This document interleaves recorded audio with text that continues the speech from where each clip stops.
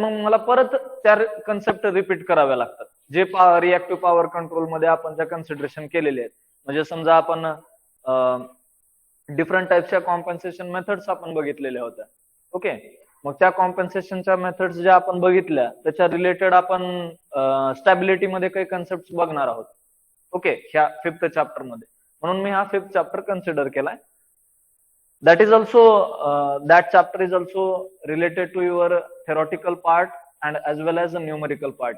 Okay, theoretical part सुद्धा आहे ह्यामध्ये आणि numerical part सुद्धा ह्या चॅप्टर मध्ये आहे. Okay, so today we are going to discuss about our 5th chapter, that is the stability is there. Okay, 4th हा चॅप्टर आपण हा झाल्यानंतर बघणार आहेत आणि जास्त काही बीट नाहीये, एक 3 ते 4 बीट आहेत कंटेंट मध्ये, आपण ते बघणारच आहोत. ओके, तर so we have to start our 5th chapter, that is the stability. काही प्रॉब्लेम आहे कोणाला? सर तुम्ही 4था घ्यायचा, 5वा घ्यायचा नाही? ओके, थोडा न्यूमेरिकलचा पार्ट असल्यामुळे थोडे जास्त लेक्चर्स म्हणा किंवा त्याला जास्त हे लागतं, शेवटीच ठेवलं तर न्यूमेरिकलचा पार्ट पूर्ण. Okay, so let's talking about our stability. How can we define the stability? चॅप्टरचं नाव स्टॅबिलिटी आहे. तर आपण स्टॅबिलिटी कशी डिफाईन करतो? How can we define our stability in your system, in your electrical power system? There is a stability is तर mainly considerable or give the more importance than the flowing of electricity. तुमच्या particular power system मध्ये electricity a point पासून B point कड flow करण्यापेक्षा ही electricity stable condition मध्ये flow करणं, ह्याला आपण जास्त इम्पॉर्टन्स देतो. लक्षात येते? समजतं जनरली मी काय म्हणलं? ए पॉइंट पासून बी पॉइंट कडे मला इलेक्ट्रिसिटी फ्लो करायची होती. ओके, मी केली generally, but we cannot give the importance to flowing the electricity from A point to B point. मला फक्त इलेक्ट्रिसिटी फ्लो करायचं, त्याला मी इम्पॉर्टन्स देणार नाही. मी कशाला इम्पॉर्टन्स देणार आहे? We have to provide or flowing the electricity from A point to B point in a stable nature. लक्षात येते? समजते जनरली? सिंपल आहे. घरातून निघालात गाडीवर कॉलेज पर्यंत येण्यासाठी. ओके, मी एक्झाम्पल देतो जनरल. घरातून निघालात जनरली कॉलेज पर्यंत येण्यासाठी, तुम्ही गाडीवर बसलात जनरल. ओके, स्टार्ट केलात गाडी, एका पर्टिक्युलर स्पीड तुम्ही कॅप्चर केली गाडीने तुमच्या आणि तुम्ही कॉलेज पर्यंत आलात. हे इम्पॉर्टन्स नव्हतं आपल्याला. आपल्याला काय इम्पॉर्टन्स होता? We have to precautions, we have to taken the precautions while driving the bike. न पडता कॉलेज पर्यंत येणं. ओके, न ऍक्सिडेंट होता कॉलेज पर्यंत येणं, that is the important term. Okay, लक्षात येते? गाडी येते मला चालवायला, कधी म्हणतो आपण? ज्या वेळेस आपलं पडणं बंद होतं किंवा ऍक्सिडेंट बंद होतात. म्हणजे that providing the stability of your system. ज्या वेळेस आपण एखाद्या सिस्टीमला स्टेबल कंडिशन मध्ये रन करतो in a normal operating condition, because when we consider the stable, आपण त्याला स्टेबल कधी म्हणणार आहे? सिंपल आहे. आपण जी इलेक्ट्रिसिटी प्रोव्हाइड करतो it is in the form of sinusoidal waveform. तुम्ही जी इलेक्ट्रिसिटी प्रोव्हाइड करता किंवा फ्लो करता, okay, that electricity is consider or having in a nature of a sinusoidal waveform. Okay, sinusoidal waveform मध्ये तुमची ती इलेक्ट्रिसिटी फ्लो होते. So this sinusoidal waveform is maintained constant. There is no variations in your system. तुमच्या sinusoidal waveform मध्ये variations जर नसतील, without any variations, electricity is transferred or flowing, okay, or supplied by the MSCB. Then that particular system gets stable. दुसरी एक definition आहे. आता पहिली definition मी काय सांगितली? जी साइन वेव्हफॉर्म आहे ती पर्टिक्युलर साइन वेव्हफॉर्म तुमची प्युअर सायनोसायडल असायला पाहिजे, तिथं फ्लक्च्युएशन्स नसायला पाहिजे. एक तुमची कंडिशन आहे स्टॅबिलिटीची, किंवा तुम्ही त्याला स्टॅबिलिटीला तसं डिफाईन करू शकता. सेकंड डेफिनेशन आहे if there is a no fault in occur in your system. तुमच्या सिस्टीम मध्ये जर समजा कोणताही फॉल्ट ऑकर झालेला नसेल तर त्याला तुम्ही काय म्हणणार आहे? स्टेबल कंडिशन म्हणणार. जर फॉल्ट ऑकर झाला तर काय होणार आहे? डिस्टर्बन्स क्रिएट होणार आहे. एखाद्या सिस्टीम मध्ये फॉल्ट ऑकर झाला म्हणजे काय झालं होतं, तिथं डिस्टर्बन्स क्रिएट झाला. लक्षात येते, समजतंय जनरली. ऍक्सिडेंट झाला ज्यावेळेस तुम्ही बाईक कन्सिडर करत होतात, ए पॉइंट पासून बी पॉइंट कडे जात होतात general. Okay, this A point and this B point, this is the road is there. A point पासून बी पॉइंट कडे जात असताना विदाउट एनी ऍक्सिडेंट जर तुम्ही तो बी पॉइंट रीच करत असताल तर तुमच्या त्या पर्टिक्युलर ट्रॅव्हलिंगला स्टेबल ट्रॅव्हलिंग म्हणणार आहेत आपण. लक्षात येते, समजतंय जनरली. त्या पर्टिक्युलर पॉइंटला आपण काय म्हणणार आहेत, स्टेबल ट्रॅव्हलिंग म्हणणार आहेत. आणि त्या ऍबिलिटीला आपण काय म्हणणार आहेत, स्टॅबिलिटी. आपल्या इलेक्ट्रिकल सिस्टीम मध्ये सुद्धा तसंच आपण कन्सिडर करतो. ओके, आपल्या पर्टिक्युलर इलेक्ट्रिकल सिस्टीम मध्ये सुद्धा आपण तसंच कन्सिडर करतो. That is nothing but your ability. It is the ability of your system which regain its normal operating value after the disturbance. समजा आता मला सांगा जनरली, एखाद्या सिस्टीम मध्ये अशी कुठली सिस्टीम आहे का ती सिस्टीम फॉल्ट ऑकरच होणार नाही? 100% सिस्टीम मध्ये फॉल्ट हा कधी ना कधी ऑकर होतोच. जर समजा घरामध्ये पर्टिक्युलर एखादी समजा तुमचा मोबाईल कन्सिडर करा. We have to example here. Okay, तुमचा मोबाईल तुम्ही कन्सिडर करता, प्रत्येक जण मोबाईल वापरतात. असं कधी झालंय का हो की पर्टिक्युलर तुम्ही मोबाईल आणलात आणि 2-3 वर्षानंतर म्हणा किंवा 1 वर्षानंतर, 6 महिन्यानंतर किंवा तो कंटिन्युअसली व्यवस्थितच चालू आहे, असं कधी होतं का? होतं का जनरली? हा, फुटतो तर मोबाईल आला, नाहीतरी त्याचं application problem, okay, update problem. म्हणजे काय, देर is a disturbance which are created in your mobile. आता जर समजा आपला साधा 5,000, 10,000, 20,000चा मोबाईल जर व्यवस्थित राहू शकत नसेल तर करोड रुपयाची सिस्टीम कशी स्टेबल राहणार? ओके, एमएससीबी मध्ये जी काही सिस्टीम आपण डेव्हलप केली, there is a costly. Okay, जर समजा तुमचा मोबाईल कॉन्स्टंट राहत नसेल, that mobile cannot be give the stable operation, then our electrical system cannot be give the stable operation. तिथेही फॉल्ट ऑकर होतात. मग कोणकोणते फॉल्ट आहेत? समजा तुम्ही बघितलं असताल जनरली किंवा माहित असेल तुम्हाला, single line to ground fault, okay, double line to ground fault किंवा फॉल्ट ऑकर झाला. सिंपल सगळ्यांना फॅमिलियर असलेला फॉल्ट म्हणजे काय, शॉर्ट सर्किट. ऐकलंय? ओके, माझ्या घरी शॉर्ट सर्किट झालं, आपण असं कन्सिडर करतो किंवा ऐकलं. Okay, short circuit is nothing but the two lines are connected. Simple, there is a short circuit fault is there. 2 line जर समजा एकमेकाला कनेक्ट झाल्या तर शॉर्ट सर्किट झालं. There is a simple accident is there. 2 वाहनं एकमेकांना धडकले म्हणजेच काय, accident. That accident is nothing but short circuit. Getting my point? लक्षात येते? आता मला सांगा, जर समजा शॉर्ट सर्किट फॉल्ट ऑकर झाला, fault is nothing but our disturbance. म्हणजे मी हे क्लिअर केलं की प्रत्येक सिस्टीम मध्ये डिस्टर्बन्स हा आहे, फॉल्ट हा असणारच आहे. कोणा रीते तिकडे आपले क्लास मधले आहेत का बाहेरचे? थोडं ते डोर क्लोज कर.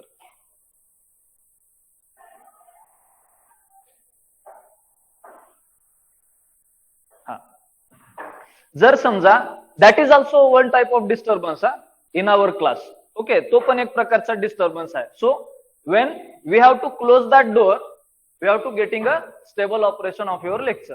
सिंपल, कुठेही आपण लिंक करू शकतो. आपली ब्रांच जी आहे ना इलेक्ट्रिकल सिस्टीम, ही सगळ्यात मस्त ब्रांच आहे. का? कारण आपल्याला काही दिसत नाही. ओके, आपण सगळे इमॅजिन करतो आणि इमॅजिन पॉवर एवढी चांगली आहे की कुठेही इमॅजिन करतायत.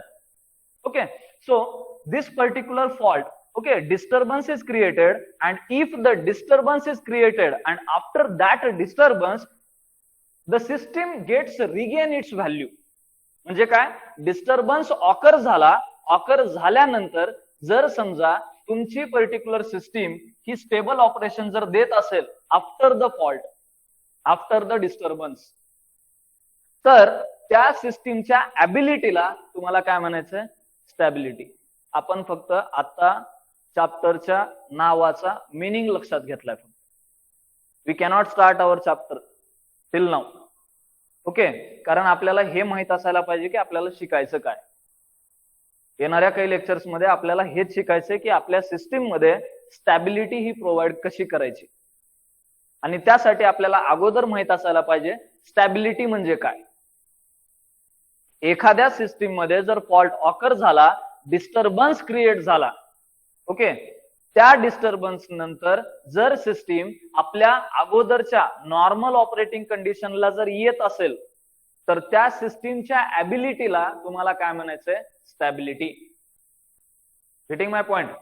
ऍक्सिडेंट झाला, बाईक पडली, जनरली तुम्ही पडलात, तरी तुम्ही घरी जाणार का रिटर्न? आता नाही, तिथून उचलणार, बाईक चालू करणार, तसंच कस तरी ढकलत म्हणा किंवा काही चालू झाली तर त्याच्यावर बसून येणार कॉलेजला. Okay, we have to getting a point.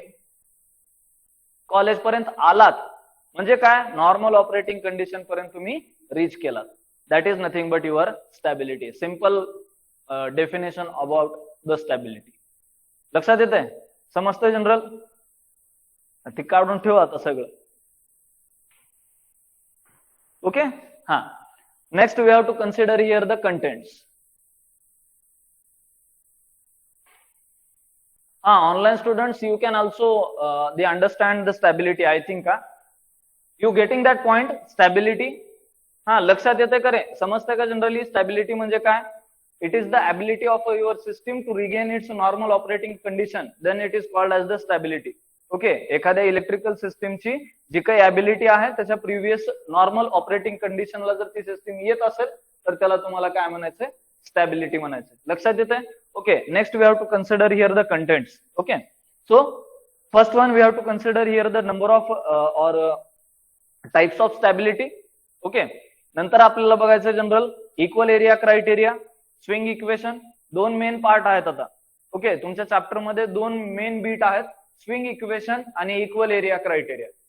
Okay, swing इक्वेशनचं डेरिव्हेशन आहे आणि इक्वल एरिया क्रायटेरियाचं थेरॉटिकल पार्ट आहे, त्यावर न्यूमेरिकल्स आहेत. ओके, डेरिव्हेशन असेल तर न्यूमेरिकल असणारच. लक्षात येते? ते एक बघायचंय. आणि नेक्स्ट तुमचं creation of a point, critical angle, okay, किंवा पॉवर अँगलचं एक इक्वेशन आहे, तेही आपल्याला वन बाय वन बघायचं. Mainly 4 points we have to consider here: equal area criteria, swing equation, power angle equation and the critical clearance angle is the. Critical clearance angle हा फक्त एक डेफिनेशन आहे, तो एक पॉइंट तुमच्या तिथं कन्सिडर केलेला आहे. Okay, these are the contents in your according to your syllabus. Stability भरपूर मोठा चॅप्टर आहे, but according to your syllabus there is only 4 points we have to introduce there. Okay, so next we have to define our stability and the types of stability.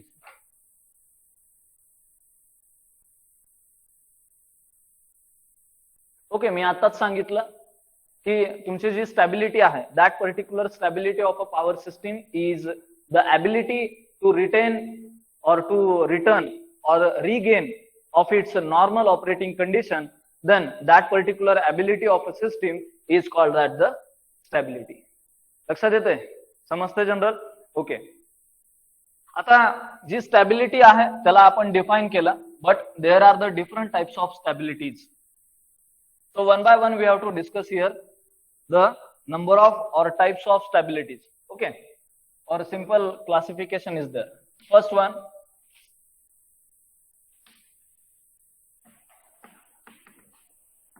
steady state stability.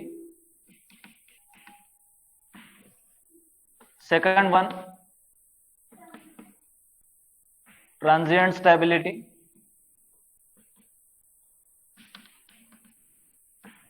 And third one, काय?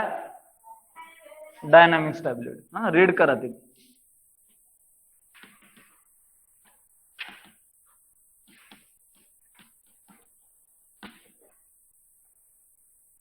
Okay, these are the different types of stabilities according to your function, okay, or representation of a system. Okay, तुमच्या system मध्ये तुम्ही जी stability consider करता, किंवा तुमची system जर समजा normal operating कंडिशनला येत असेल, कशी येते? लवकर येते generally, within a second, 30 or 10 to 30 seconds मध्ये जर समजा तुमची सिस्टीम रिगेन होत असेल, depending upon the time. depending upon the time, depending upon the nature of your system which operates to regain its value. Okay, normal operating व्हॅल्यूला जर समजा regain होत असेल, त्याचं स्ट्रक्चर कसं आहे त्यावरून 1 by 1 आपण कन्सिडरेशन केलेले आहेत. ओके, लक्षात येते. Okay, write down this classification in your 1 by 1 आपण बघणार आहे. Steady state stability, transient stability and dynamic stability. Okay, write down that classification.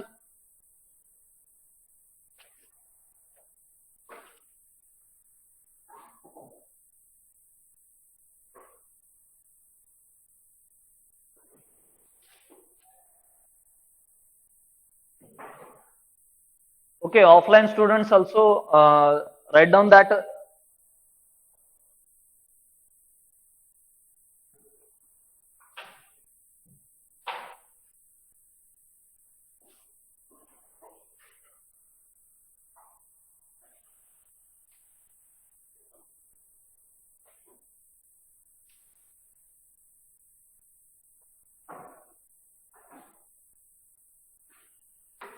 How can we define the steady state stability is there? Okay, first one we have to consider here.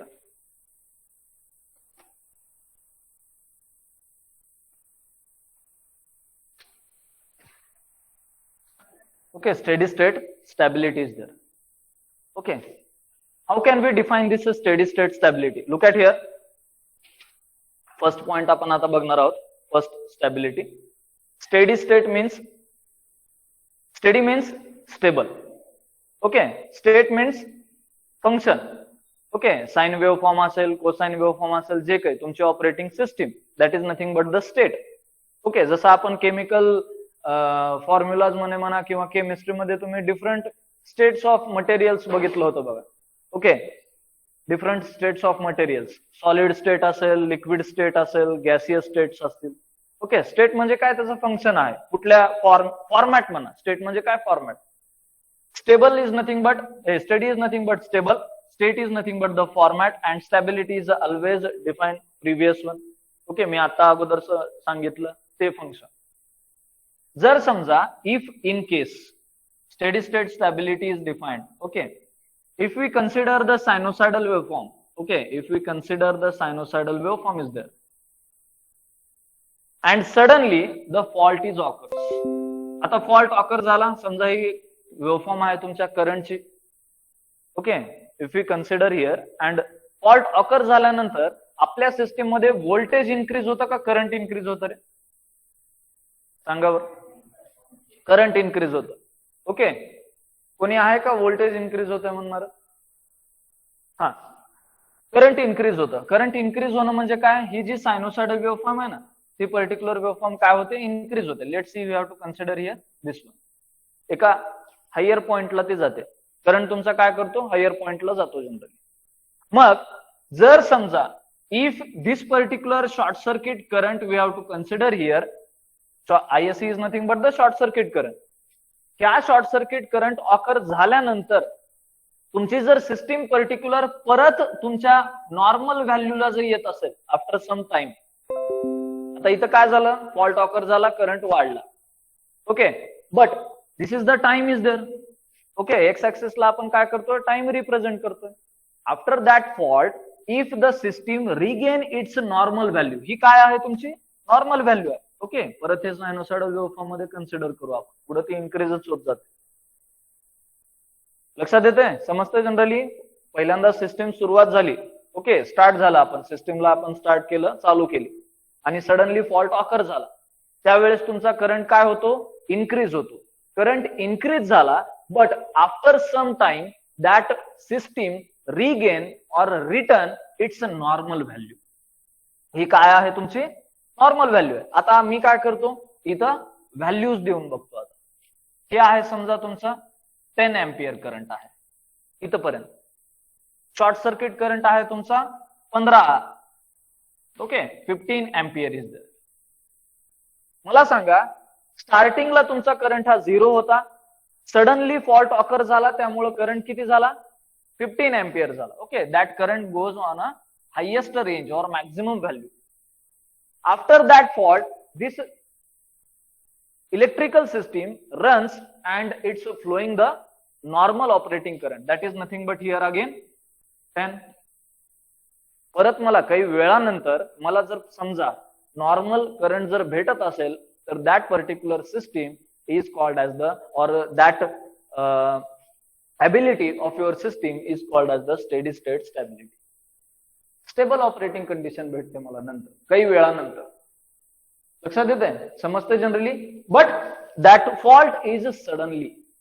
Okay, म्हणजे काय, एका ठराविक time पुरता तो particular काय होतो, occur होतो generally. लक्षात येते? समजते general? That is non as the steady state stability. Okay, getting my point? The steady state stability of a power system is defined as the ability of a system to return or normal to its operating condition. Return to its normal operating condition. आपल्याला normal operating condition भेटायले. Okay, that is the normal operating condition.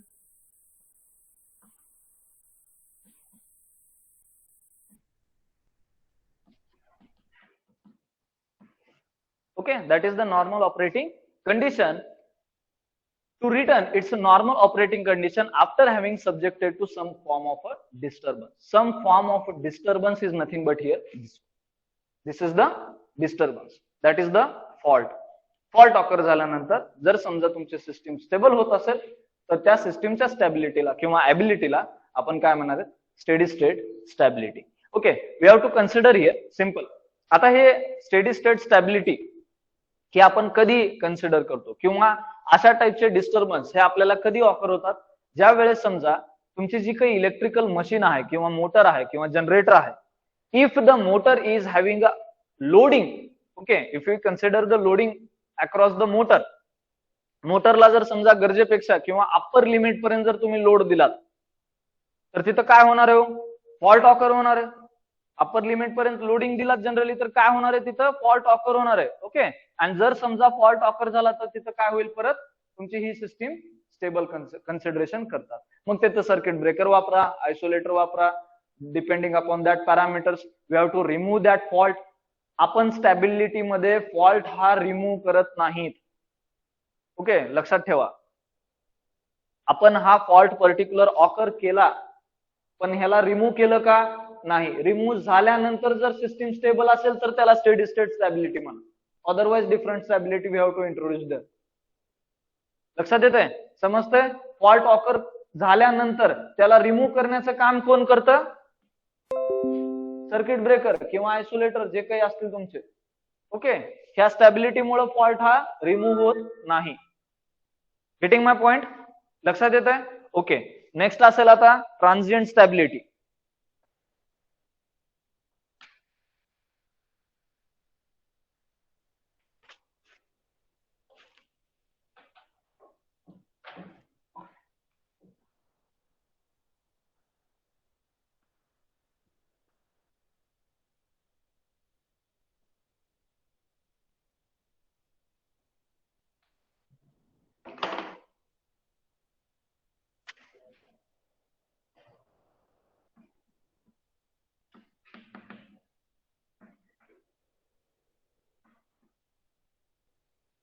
Okay, how can we define the transient stabilities are there? Again, the system regains its normal operating value that known as a stability. Okay, ते तर आपल्याला माहित आहे.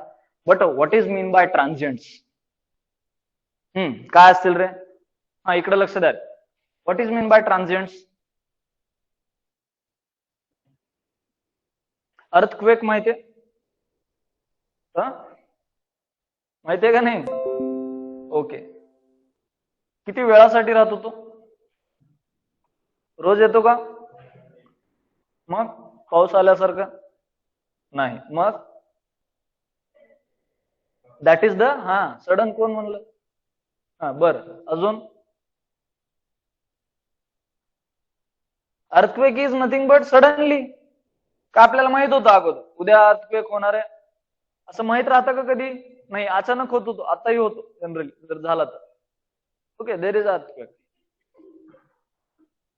Okay, earthquake हा particular काय होतो, suddenly occur होतो. जर समजा त्या ठिकाणी सडनली जर समजा अर्थक्वेक जर आला, okay, that is nothing but there is a time of that particular parameter is very limited. Okay, त्या पॅरामीटरचा जो टाइम आहे तो खूप कमी राहतो. लक्षात येत आहे? समजतंय generally? But it is in a minute or second also, but that earthquake affects large.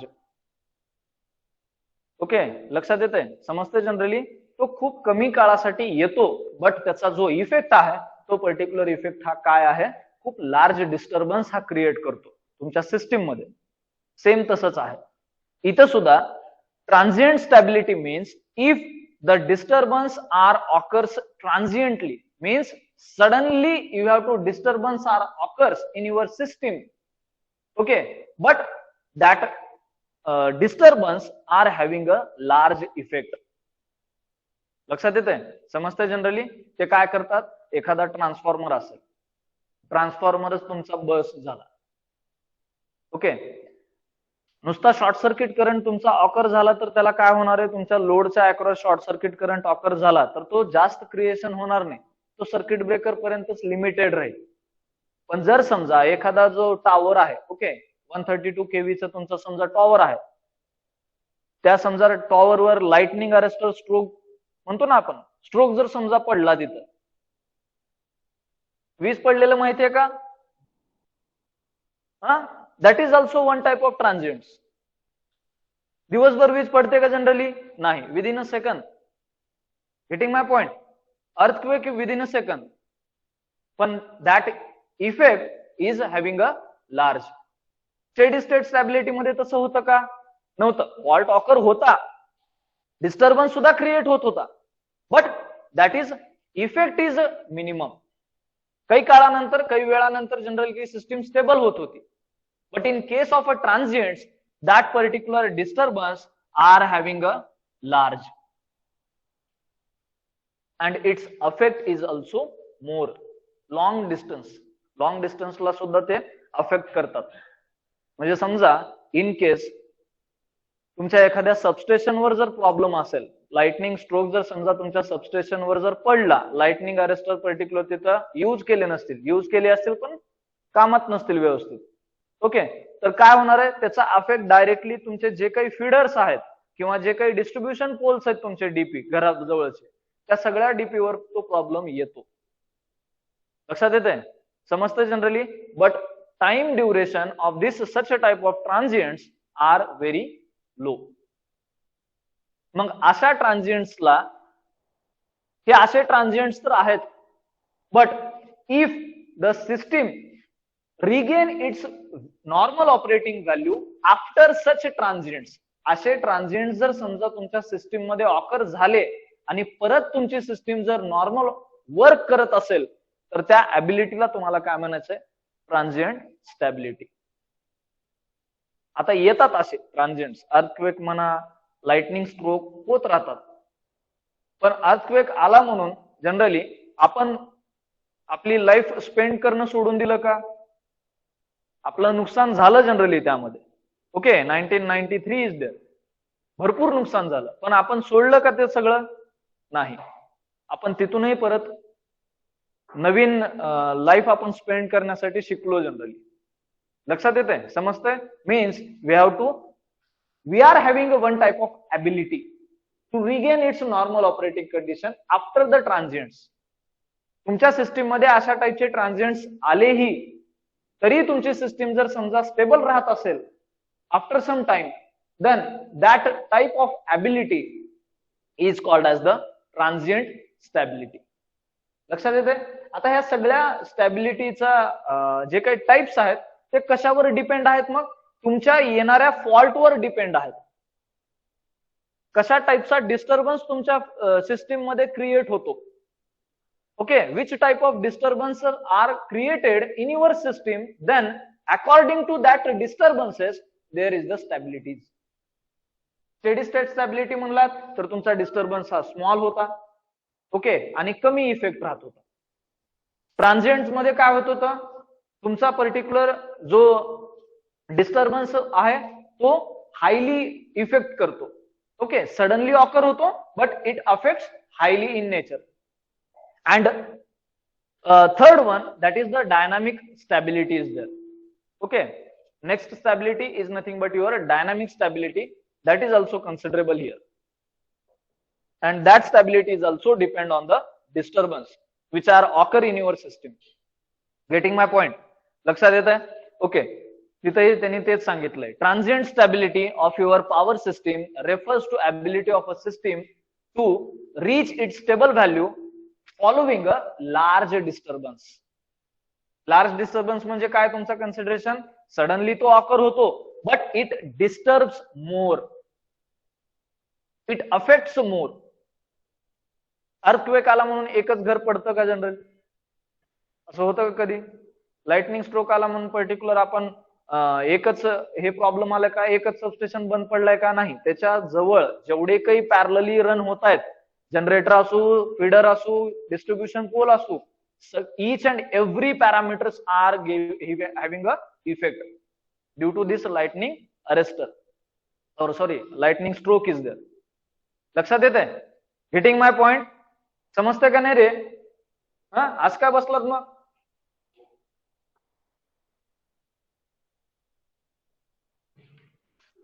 Okay, next आहे that is the dynamic stability.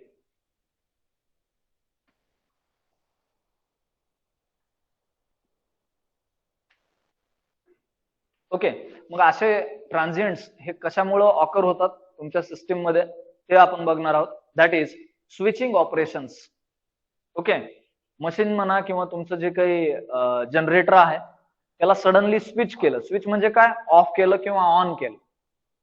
Okay, there is a arc which produces across that contact. जसं तुम्ही ते spark म्हणता, arc म्हणता generally, same तसंच असतं इथं सुद्धा. सडनली स्विचिंग ऑपरेशन जर समजा तुम्ही कॅरिड आउट केला तुमच्या सिस्टीमच्या अंडर, तर त्या ठिकाणी काय होणार आहे? तिथं ट्रान्झिएंट्स हे ऑकर होतात जनरल. नेक्स्ट आहे that is the line faults or due to the loss. मी आताच सांगितलं, double line to ground fault, triple line to ground fault, single line to ground fault. Okay, such type of faults are also occurs to providing the transients in your system. लक्षात येते? मग अशा सगळ्या ट्रान्झिएंट्स पासून जर समजा तुमची सिस्टीम ही normal operate करत असेल तर त्याला तुम्हाला काय म्हणायचं आहे? Transient stability. Okay, third one that is the dynamic stability.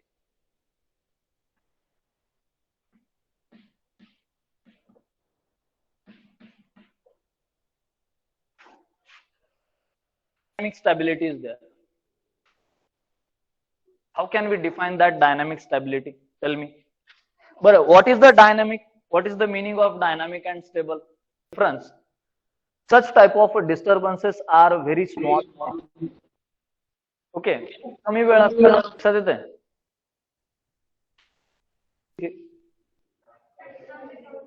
Okay, fraction of seconds. Okay, अजून पॉइंट टू बी नोटेड. हा फॉल्ट हा पर्टिक्युलर फ्रॅक्शन ऑफ सेकंड मध्ये येतो.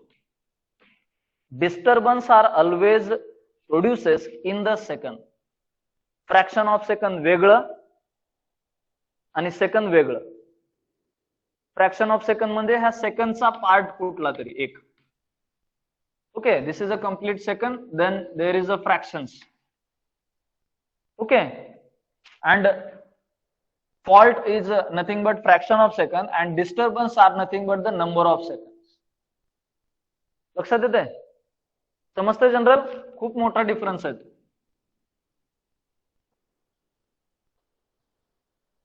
बर, come to the point here. What is the dynamic stability? If the fault or disturbance are created in your system but very less time, with a very less time, how much the time is required there? 10 seconds to 30 seconds.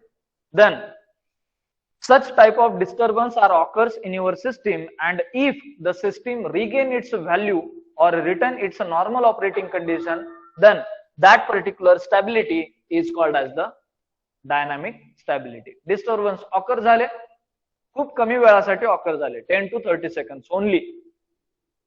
पण तरीही जर समजा तुमची system regain होत असेल, normal operating condition मध्ये जर समजा येत असेल, तर त्या ठिकाणी तुम्हाला काय म्हणायचं? त्याला डायनामिक स्टॅबिलिटी म्हणायचं. It is also called as the small signal stability.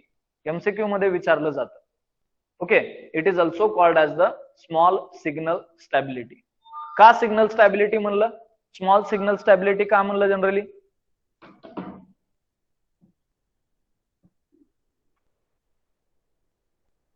Small time it is having a disturbances are created in your system. Okay. कशामुळे आता? हा, कशामुळे अशा टाइपचे डिस्टर्बन्सेस हे ऑकर होतात? देर is a fluctuation in a load. जर समजा तुमचा सडनली समजा 10 मेगावॅटचा लोड आहे तुमचा, सडनली तुमचा लोड हा पर्टिक्युलर 11 मेगावॅट झाला. ओके, सडनली परत तो रिड्यूस झाला 9 मेगावॅट पर्यंत. म्हणजे काय झालं याला? फ्लक्च्युएशन म्हणतात.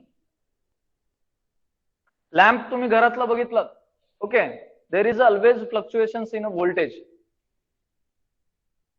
ते फ्लक्च्युएट होत राहतं, कंटिन्युअसली फ्लक्च्युएट होतं. Okay, but after some time that voltage regain its value, return its value, normal operating value 230 volt. Okay, means that a nature of that voltage is called as the dynamic stability of that voltage. Getting my point? लक्षात येत आहे?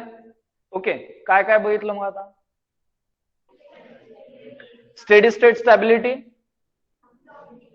transient stability and dynamic stability. Steady state stability is occurs due to the fault, okay, or a disturbance, and if the system regain its normal operating value, then that stability is called as the steady state stability.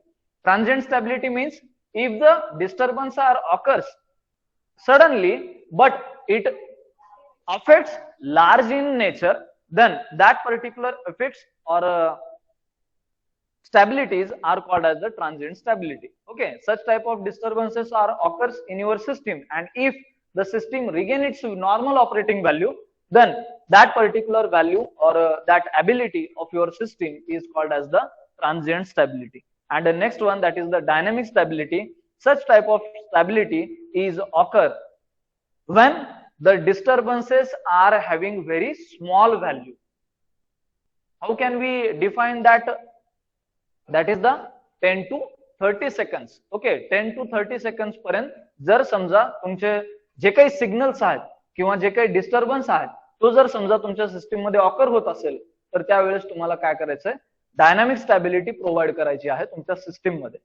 Getting my point? लक्षात येते? समजते general? मग हा, such type of dynamic stability is improved by the power stabilizers. घरामध्ये stabiliser बघितलंय? कुठं असतं? फ्रीजवर असतं. ओके, अजून there is a inbuilt stabiliser are providing there. Okay, कधी जर समजा नवीन फ्रीज म्हणा रेफ्रिजरेटर बघितलात ना, तर fluctuation voltage is 130 volt to 260 volt पर्यंत तुमचं फ्लक्च्युएट होतं. आणि जरी झालं तरी ते व्यवस्थित रन करेल. 3 स्टार 4 स्टार 5 स्टार माहितीये? Okay, that is nothing but that. Okay, energy saving तर आहेच, बट अशा फ्लक्च्युएशन्स मध्ये सुद्धा तुमचं जर रेफ्रिजरेटर व्यवस्थित रन होत असेल, that is one type of energy saving is there. Okay, जर समजा अशा फ्लक्च्युएशन मध्ये जर तो रेफ्रिजरेटर व्यवस्थित रन होत नसेल तर काय होणार आहे? देर इज अ लॉस. आणि लॉस म्हणजेच काय? तुमची इफिशियन्सी डाऊन. हिटिंग. आता